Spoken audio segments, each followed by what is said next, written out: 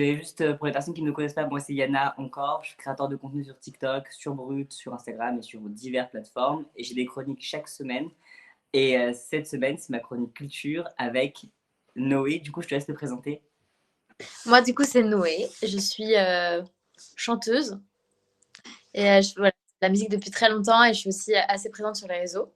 Et je connais du coup ce petit monsieur quand même, le petit Elliot, grâce au réseau, parce qu'on a un ami en commun que j'ai rencontré sur les réseaux sociaux aussi.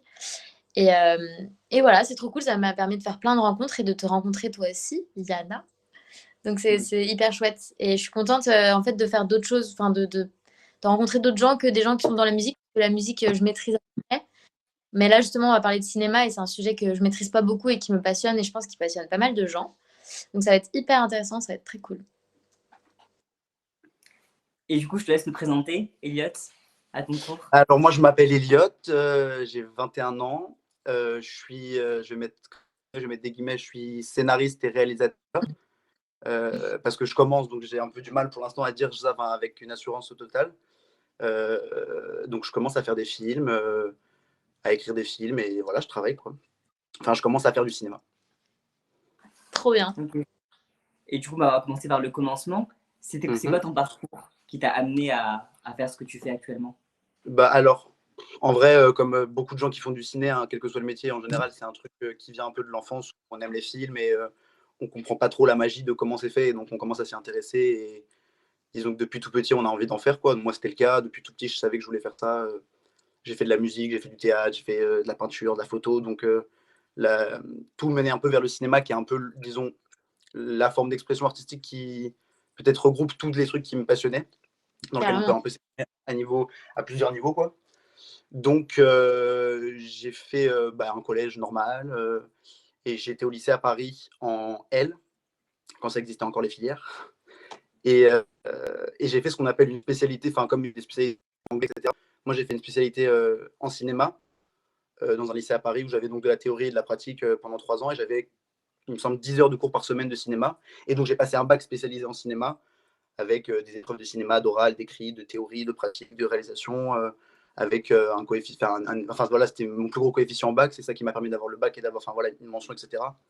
Mm-mm. Euh, dans le cadre de cette spécialité, j'ai pu aller genre, au Festival de Cannes via le lycée. Enfin, c'était vraiment disons, ça n'a pas l'air comme ça parce que c'est toujours le lycée et du coup, ça fait pas trop penser aux études supérieures. Donc, ça paraît un peu moins valorisant, mais en fait, les spécialités, même que ce soit théâtre, art plastique, cinéma, les spécialités artistiques en France, au lycée, il faut vraiment pas ça parce que il y a qui très bien. Et moi, c'est en vrai de vrai là où j'ai appris le plus de choses, disons, euh, sur un niveau théorique. J'avais des super professeurs qui étaient un peu durs, disons, avec nous, mais qui nous ont permis de se forger, disons, une culture et les vraies bonnes grosses bases et de la théorie de l'histoire du cinéma et de comment on faisait un film techniquement. Genre, on faisait des courts-métrages au lycée. Et, euh, et c'est bien de commencer. Moi, j'avais 15 ans quand j'ai commencé à faire du cinéma, du coup. Et c'est bien parce que c'est un peu le moment où on a les étoiles dans les yeux. Et c'est bien d'apprendre, de commencer à apprendre à ce moment-là. Donc, j'ai eu mon bac en 2018, cinéma. Et après, je suis rentré dans une fac de cinéma à Paris aussi. Mais j'ai arrêté au bout de, je sais pas, peut-être un mois ou deux.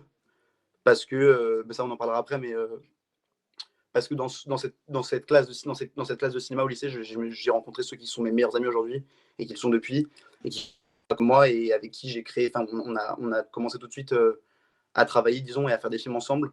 Donc moi j'ai eu l'opportunité, disons, parce que la vie que je menais, de pouvoir ne pas faire d'études supérieures, disons, pour me consacrer entièrement à la production, la réalisation et le travail sur des films. Mais voilà, c'est pour ça que c'est important pour moi de dire que les spécialités au lycée, enfin les spécialités artistiques au lycée, c'est vraiment important parce que moi, c'est la seule chose en vrai scolaire que j'ai eu sur ça. Et ça Mm. m'a suffi jusqu'à maintenant pour faire tout. Et il y a vraiment des très bons profs et on en parle très peu. Et puis tout ce qui se passe, tout ça, enfin avec l'éducation nationale, tout ça qui essaye un peu de flouter toutes ces trucs-là, c'est faut vraiment garder ces spécialités-là parce que ça permet vraiment d'apprendre énormément de choses. Et ah, Ah voilà, on t'a retrouvé. voilà, c'est bon, excusez-moi. Je voyais plus. Donc voilà. Voilà, en gros, c'est ça mon parcours, disons parcours scolaire, c'est ça. Et donc du coup, j'ai arrêté. Enfin, j'ai pas fait d'études supérieures parce que je préférais directement faire des films, quoi. En gros. Génial. Moi, Et excuse-moi. Non, non, vas-y, je t'en prie. Tu vois, le côté un peu. Enfin, tu vois, c'est considéré comme des études, les études artistiques, des études un peu particulières, un peu Mhm. pas hyper stables, tu vois. Pour l'entourage, ça peut être un peu flippant. Est-ce que Ouais, toi, ton ouais. entourage t'a beaucoup soutenu ou est-ce que ça a été dur? Tu as dû leur prouver par A plus B que ça allait le faire? Est-ce Bah, que tu l'as déjà. moi, j'ai eu de la chance. En vrai de vrai, ce que tu dis, ça existe beaucoup plus que mon cas à moi. Moi, j'ai eu de la chance parce que mon père, il est musicien, ma mère, elle est productrice de théâtre. Donc, ça fait D'accord. que ça a toujours été évident que. Enfin, c'est même eux qui m'ont poussé à m'inscrire dans ce Bien sûr. lycée-là et faire ça. Mais par contre, c'est vrai que. Enfin, là, je parle pas en mon nom, mais de tout ce que je vois tout le temps, parce qu'évidemment, la plupart de mes amis et des gens que je côtoie, disons, de mon âge, sont plus ou moins, mais pas que du cinéma d'ailleurs, hein, tu as raison, quels que soient les milieux artistiques, de musique, de peinture, de photo, de théâtre, c'est. Enfin, disons qu'à Paris, il y a un truc peut-être un peu c'est plus normal parce que c'est Paris et que c'est des classes sociales ou des milieux qui sont plus. Voilà, c'est pas pour dire privilège, mais en tout cas où c'est plus simple parce que ça rentre plus dans un espèce de moule. Mais c'est vrai que moi, j'ai d'autres amis qui vivent pas à Paris, je sais, qui auraient voulu par exemple être peintre et auteur et qui à côté ont fait des études d'ingénieur ou d'architecture parce que les parents étaient en mode non, il faut une stabilité, tout ça. Donc Ouais, effectivement, c'est pour ça que vraiment je mets un point d'honneur genre sur le truc de même très tôt, mais d'ailleurs même au collège, hein. Moi quand j'étais au collège, j'avais un atelier de bande dessinée et c'était un petit collège à la campagne. J'étais à la campagne pendant mon collège et avec cet petit atelier de bande dessinée, j'avais fini au festival d'Angoulême. Donc en fait, il faut très tôt encourager les gens, mais que ce soit du sport, que ce soit une activité artistique, en tout cas quelque chose ouais, qui soit un peu à côté de la, comment dire ça, des rails habituels, disons mathématiques, français, anglais, voilà, qui sont importants aussi, tu vois, mais que on laisse vraiment la place et qu'on mette de l'argent dans ces endroits-là, qu'on forme des professeurs. Moi, j'ai de la chance aussi, j'ai eu des très bons professeurs de cinéma. Je connais aussi des gens qui ont fait la même formation que moi, mais pas avec les mêmes professeurs que moi, et ça s'est pas aussi bien passé que moi, etc. Donc, donc moi, non, j'ai pas eu de problème avec ça par rapport à ma famille. Mais par contre, je suis vraiment une exception, quoi. Enfin, je sais à quel point c'est dur et ça doit être dur ouais. quand on est jeune de prouver à ses parents qu'on peut le faire parce il y a tout un truc par rapport aux revenus. Genre, moi, j'ai pas de revenus pour l'instant de ce que je fais. Et c'est pas un problème pour l'instant, pour moi. Mais Mm. il faut pouvoir donner la stabilité aux parents, ce qui est normal. Les parents, ils sont inquiets, etc. Mais voilà, oui. Mais c'est bien que tu dis ça. Ok, ok. Très intéressant. Et moi, du coup, je voulais juste rebondir et approuver, enfin vraiment, parce que moi, j'avais fait une spécialisation théâtrale au Ouais. lycée et ça m'a beaucoup apporté dans mon Ouais. épanouissement personnel, dans ma confiance en moi, etc. Et ouais, bien Et je pense que c'est super important de maintenir ça au lycée, qui est sûr. vraiment des spécialisations artistiques, parce qu'on a Mm, tendance à dévaloriser tout ce qui est artistique au profit des matières plus générales, alors qu'en mm, fait, l'artistique peut apporter quelque chose de plus à l'éveil, en fait, mm, des adolescents. Des jeunes adultes, etc. Enfin, moi, c'est ouais, mon point de vue. carrément. Mais bon. Et du coup, quelles sont tes premières expériences cinématographiques qui t'ont amené vers le cinéma, en Bah, dehors de alors, ton cursus scolaire? si je remonte, genre très tôt, mais ça, je vais dire ça rapidement, parce que c'est un peu une blague. Genre, quand j'étais petit, je faisais des courts-métrages d'animation parce que je kiffais les films genre Disney, genre Azur et Asmar, genre Kirikou, les Ouais, films de Miyazaki japonais. Donc, je voulais faire des films d'animation et en vrai, c'était pas mal. C'était marrant le truc, tu sais, tu fais une photo, tu bouges, tu fais une photo, tu bouges. Je faisais des petits films de merde quand j'étais petit. Mais c'était bien, ça, c'était des premières expériences, disons, mais tout seul, ouais. genre avec ma marraine ou mon Mais tu père. sais, Genre, voilà. parfois, ça, De quoi? ça paraît petit, ça paraît petit, mais c'est des trucs qui marquent et qui font que tu te dis, ah, ok, c'est peut-être à ce moment-là qu'il y a eu un déclic, tu vois, c'est des trucs tout bêtes, Ouais, mais bien ça, sûr, bien sûr. il n'y a pas de petites expériences, tu vois. Pour moi, il Non, faut non, tout ouais, ouais, prendre. grave. Disons que enfin, ce qu'on pourrait appeler, c'est bizarre de dire ça, mais ce qu'on pourrait appeler l'instinct de mise en scène, en tout cas des idées qui viennent et on n'arrive pas trop à comprendre pourquoi elles viennent sur l'instant. Si ça commence très très tôt, en fait, après, tu fais des connexions inconscientes sur des trucs que moi, maintenant, je fais, maintenant que je suis plus grand et que j'essaie de conscientiser tout ce que je fais parce que c'est mon métier. Mais c'est vrai que ces expériences-là, en vrai, j'en parle toujours en blaguant, mais en fait, forcément que ça forge. Mm. Non, après, quand j'étais au lycée, dans le cadre du lycée, j'ai fait 5 courts-métrages, mais c'est pas moi qui les ai réalisés, c'était vraiment des films de groupe, vraiment. Enfin, c'était pas, je m'en apporte pas le mérite, enfin, c'est pas mes films, c'est des films de lycée. Mais c'est bien parce que travailler là-dedans, ça permet de faire toutes les erreurs du monde, parce que dans tous les cas, c'est pas grave pour la carrière, quoi. C'est juste qu'on est là pour apprendre. Donc les films sont rincés au sol et c'est trop bien, du coup, de les revoir maintenant, parce qu'on voit toutes les erreurs et ça fait plaisir à voir. Dans le cadre du lycée, j'avais fait un court-métrage aussi, moi, que j'avais réalisé, mais c'était nul. Et Après, j'ai été quelques fois sur des tournages, quelques fois, même sur des vrais tournages, etc., juste pour aller voir, même pas en stage, genre en observateur, etc. Et après, moi, le gros truc qui maintenant me fait travailler, entre guillemets, c'est que donc, quand j'ai eu mon bac et que je suis rentré à la fac et que j'ai arrêté la fac, c'est parce que avec mes amis du lycée, disons 6-7 amis du lycée avec qui on était très très très proches et avec qui on voulait absolument tourner, on s'est dit non, il faut qu'on fasse des films maintenant, parce que là on est très amis et on a plein d'idées, il faut absolument qu'on puisse faire des films. Le souci, c'est que faire exister des films, c'est pas sur un point de vue artistique, sur un point de vue de production, euh, de, de contrat, de loi, ce genre de Bah, choses.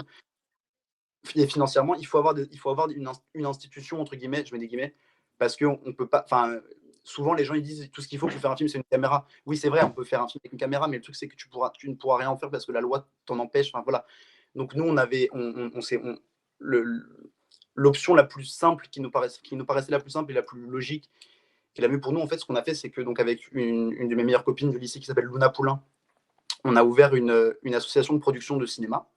Donc, c'est une association à but non lucratif qui n'a pas pour but de gagner de l'argent, qui sert juste à pouvoir ouvrir un compte bancaire, à faire signer des contrats de bénévoles, à demander des autorisations de tournage, à faire des demandes à des mairies, faire des demandes à des régions, tout ça dans le cadre de la loi normale, quoi. Donc, on a ouvert ça en janvier 2019, quelque chose comme ça. Et moi, donc on a ouvert cette association qui s'appelle Le Cirque, que ouais. elle préside. Et avec, on a depuis fait plusieurs films, dont le premier gros projet de cette association était un long métrage.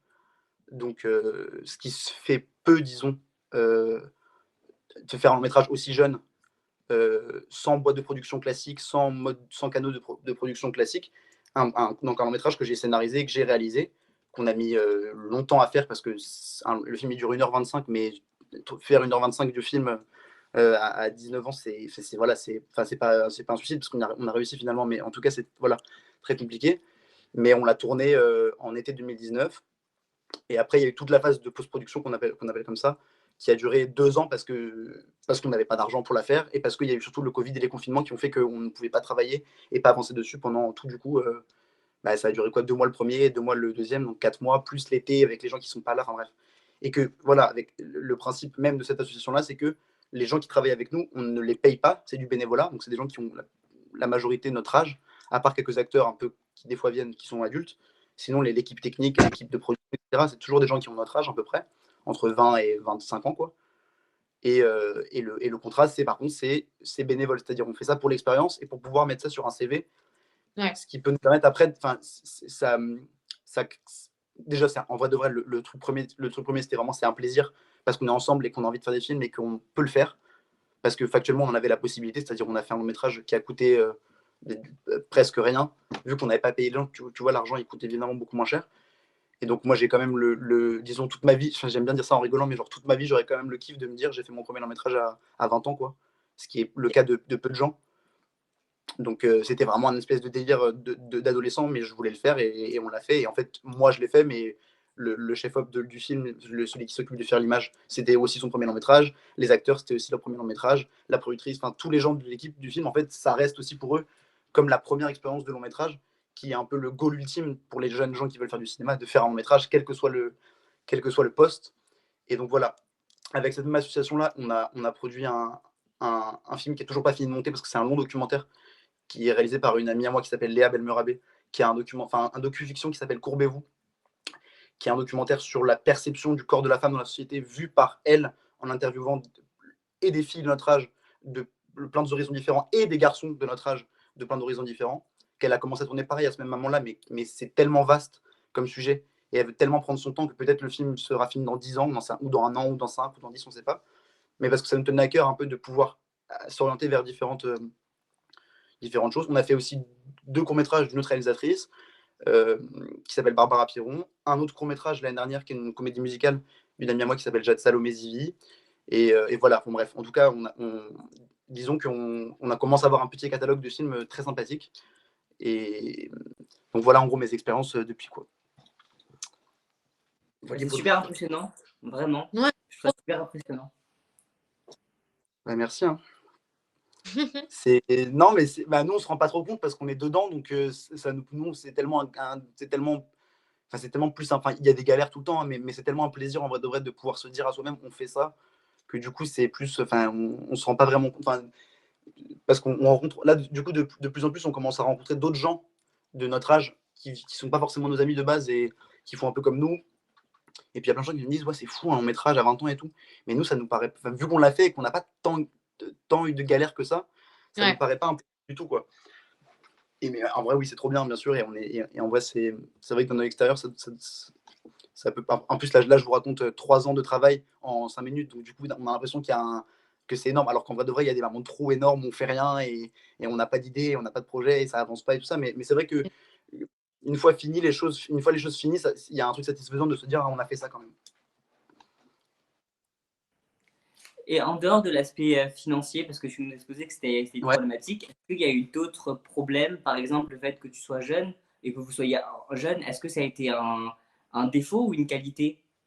Ben, en fait, disons que bon, ça, c'est en vrai de vrai dans le parce que nous, on n'est pas vraiment dans. Enfin, je dirais pas qu'on est dans le monde du cinéma parce qu'en vrai de vrai, on côtoie pas vraiment je mets des grosses guillemets, hein, mais le monde du cinéma, ça c'est un peu un mythe, mais en tout cas, les hautes sphères, tu vois, on connaît pas particulièrement de grosses têtes ou de gens très importants, etc. Donc en fait, on n'est pas vraiment dans le monde du cinéma, mais parce qu'on voulait pas y avoir affaire en vrai de vrai, parce qu'on savait que, en fait, le truc, c'est qu'il y a plusieurs portes quand on est jeune et qu'on veut rentrer là-dedans.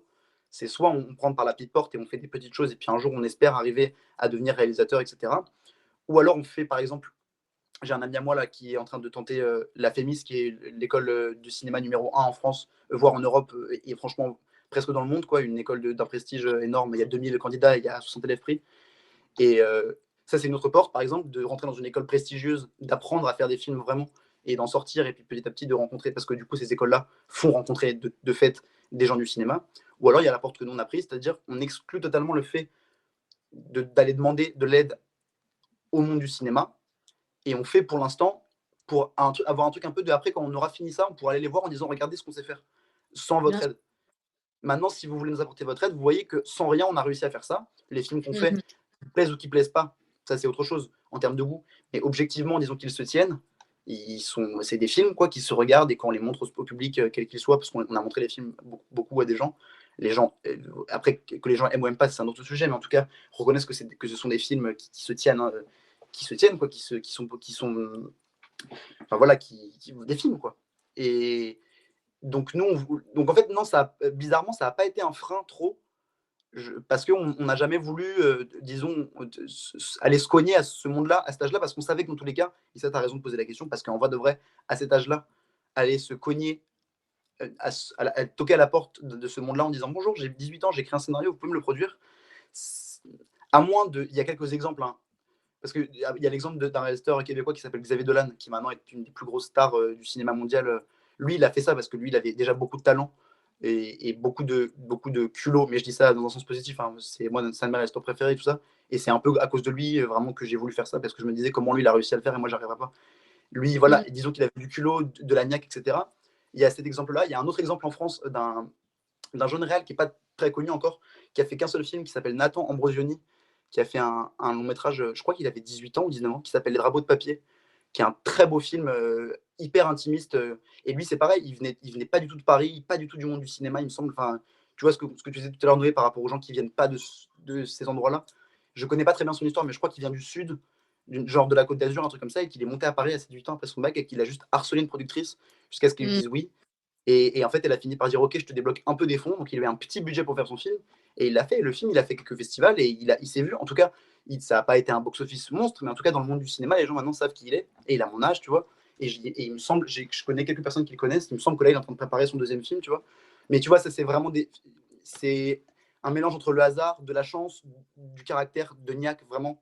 Parce Bien que sûr. harceler une productrice jusqu'à ce qu'elle dise oui, tu vois, il faut vraiment avoir disons le culot, enfin je sais pas, le courage, la détermination, j'en sais rien, tu vois, mais toutes ces choses-là.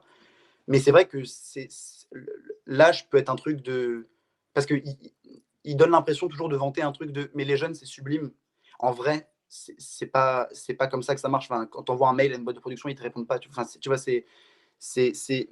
Mais après, c'est pas déconnant non plus, tu vois, il y a plein de métiers, enfin la plupart des métiers aussi, tu n'arrives pas en n'ayant jamais appris ou montré ce que tu savais faire, tu vois, donc c'est dur de dire ah, ils sont méchants de ne pas nous laisser faire des trucs, et d'un autre côté, de demander, tu vois, il ne peut pas y avoir tout ou rien. Donc, c'est voilà. Moi, c'est pour ça que, je dis moi, c'était moi et mes amis du lycée, on avait bien compris ce système-là, qu'on n'arriverait pas forcément à 18 ans. Là, maintenant, c'est pareil, j'en ai presque 22, et puis j'ai un petit peu de bagage, et puis j'ai fait quelques films, et puis j'ai appris des choses surtout, donc c'est pas pareil. Mais à 18 ans, on n'aurait jamais pu avoir un centime d'une boîte de production quelconque. Donc, on a préféré créer notre structure, tu vois. Tu sais, c'est toujours tu vois, il y a toujours cette phrase de dire il faut nous donner une place. Bah, nous, la place, on l'a juste créée. On s'est créé une petite place, tu vois, avec cette association, parce que du coup, on pouvait faire des contrats, faire des demandes dessus, enfin voilà, tous ces trucs-là. Et on a pris la petite place qu'on s'était créée, et puis ça a commencé à fleurir. Et puis c'est petit, tu vois, les films, ils sont pas sortis au cinéma, ils n'ont pas particulièrement été dans des grands festivals ni rien, mais ça donne de la confiance en soi énormément de pouvoir se dire je fais des films et les gens les voient, ils sont touchés par ce que je raconte, enfin par ce qu'on raconte. Parce que je parle de moi, mais je parle aussi des autres réalisateurs et réalisatrices. Enfin, d'ailleurs, il n'y a que des réalisatrices pour l'instant, des autres réalisatrices. Euh, mais tu vois, ça me donne une assurance de se dire au moins on s'est raconté des histoires, c'est déjà pas mal pour faire des films, quoi. Donc voilà, dans l'âge, un frein, nous, ça n'a pas été un frein, mais en vrai, ça l'est, sinon, dans ce milieu-là, oui, bien sûr. Évidemment.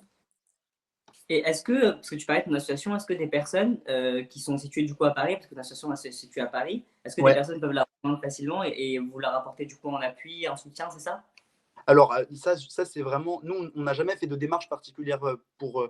En fait, ce qu'on a fait pour moi, mon film que j'ai réalisé que j'ai tourné en 2019, parce qu'il nous fallait quand même un peu d'argent, parce que c'était un tournage de 2 semaines et demie, pas à Paris, à la campagne, dans une ville à côté en Haute-Vienne, bref.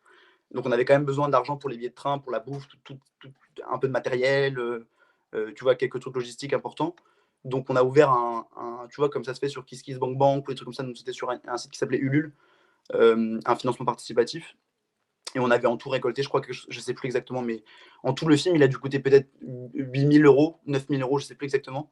Mais si je vous donne un ordre d'idée, un long métrage, en France, la moyenne d'un budget, c'est 4,4 millions.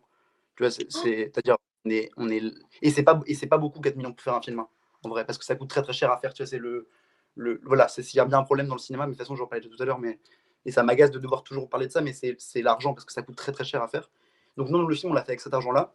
Mais après, on n'a jamais demandé on n'a jamais fait de démarche pour que des gens nous soutiennent financièrement régulièrement, tu vois ce que tu vois. On dit plutôt, on faisait des petites demandes à des moments comme celle-ci pour avoir des fonds propres pour tel ou tel projet. Mais c'est vrai que des gens, s'ils veulent, enfin, on a un Instagram, on a un site, enfin, tu vois, après les gens. Mais disons qu'on a plus besoin de soutien moral que de soutien financier pour l'instant, disons. Euh, mais voilà, c'est plutôt, nous, on aime bien discuter avec d'autres, tu vois, rencontrer des gens de notre âge qui veulent faire du cinéma ou pas, d'ailleurs, tu vois, enfin, qui veulent faire de l'art ou pas, tu vois, qui sont juste intéressés par ce genre de, de trucs. Ouais, excusez-moi, je branche mon téléphone parce que sinon il va s'éteindre. Mais du coup, une petite question qui me traverse l'esprit, du coup, si un jeune réalisateur ou une jeune réalisatrice voudrait du coup créer un film et qu'elle ne sait pas vers qui se tourner, elle peut se tourner vers votre association aussi.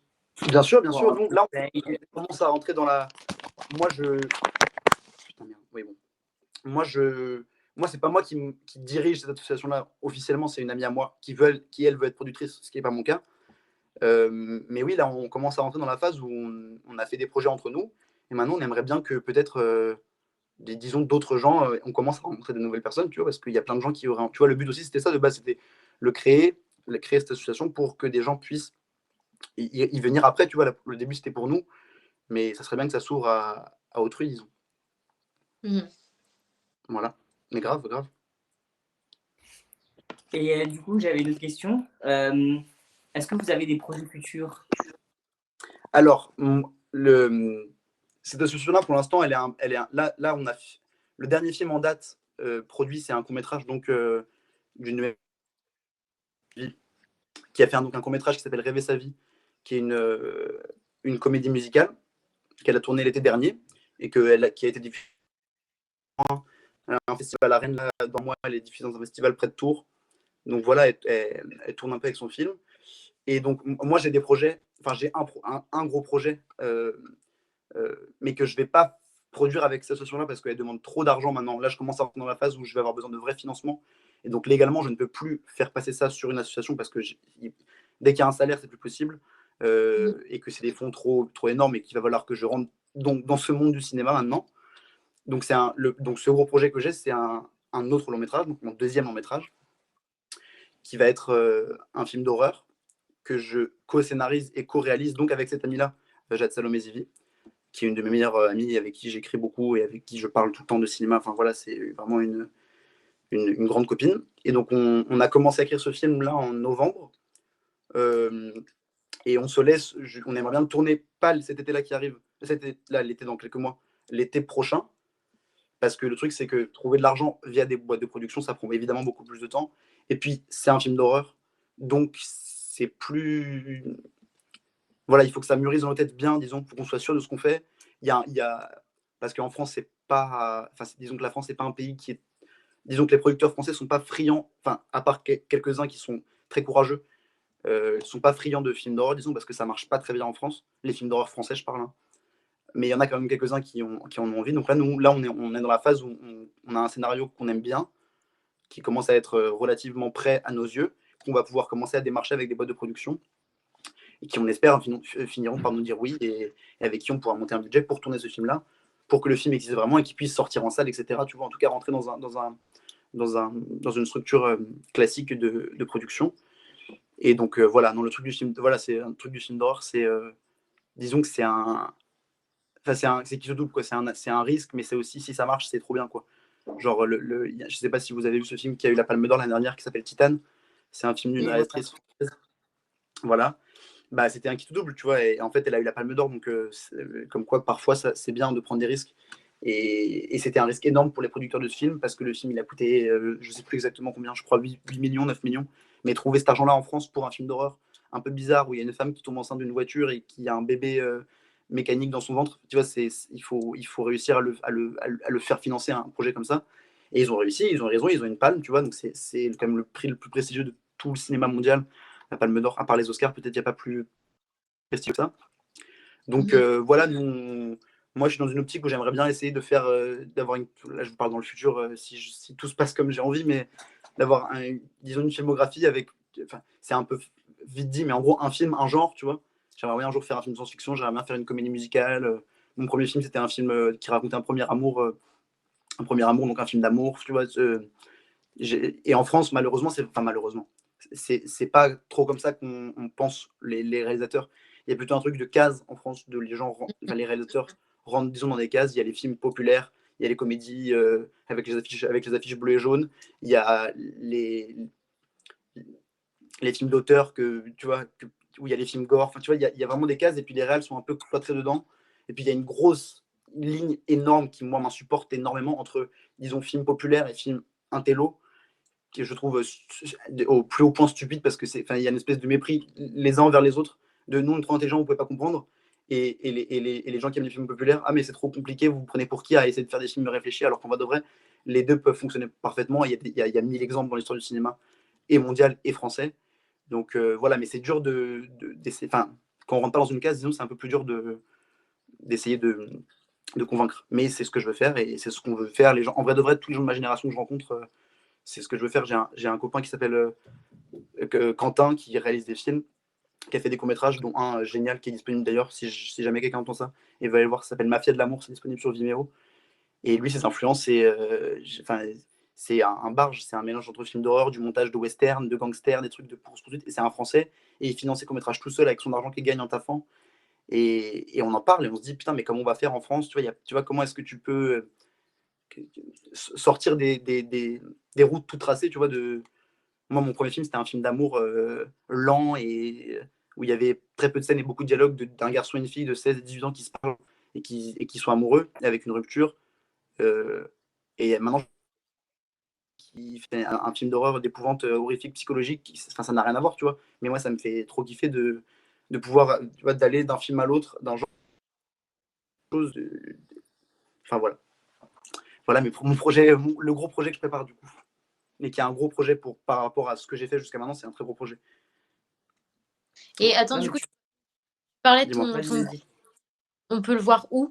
Il est dispo où? Mon premier film, Ouais, alors il est disponible pas parce que je le veux, absolument nulle part, ok. parce que, en gros, on l'a montré plusieurs fois dans des projections privées pour famille, amis, professionnels, etc. dans des salles de Ouais. cinéma. Mais quand il y a des gens qui veulent le voir, des gens que je connais un peu qui veulent le voir, j'ai un lien privé, tu sais, où tu peux le voir le film. Mais Mhm. je l'envoie. Mais j'ai pas envie. En fait, je veux pas en faire une diffusion. Pour l'instant, j'ai pas envie de faire une diffusion moi-même sur Internet parce que ça servira. En fait, le truc, c'est que si je le fais moi, dans tous les cas, ça marchera pas. Enfin, je suis pas, je suis pas connu, j'ai pas d'abonnés particulièrement, tu vois. J'ai pas de moyens de com assez grande pour pouvoir le faire marcher le film là-dessus. Donc, ce que peut-être je vais faire, c'est démarcher des sites de streaming, pas forcément Netflix, mais tu vois, des trucs plus petits, genre il y a un truc qui s'appelle la Cinétech ou Mhm. Mubi ou un truc qui s'appelle Universiné, tu vois, c'est des plateformes de streaming françaises ou européennes, je sais, enfin bref, l'un ou l'autre ou les deux, qui diffusent un peu des films d'auteur comme ça, pas forcément D'accord. des. Parce que Netflix, leur parler, c'est impossible aujourd'hui, mais enfin, c'est trop dur d'avoir accès à Netflix aussi facilement. Mais, mais disons que je l'ai fait pour la salle. En fait, le truc, c'est que c'est un peu le truc relou dans laquelle ma génération on est. C'est il y a l'espèce de guerre avec les vieux qui nous disent ah le streaming c'est de la grosse merde et les gens du streaming qui disent ils sont chiants les vieux réac tu vois à dire la salle.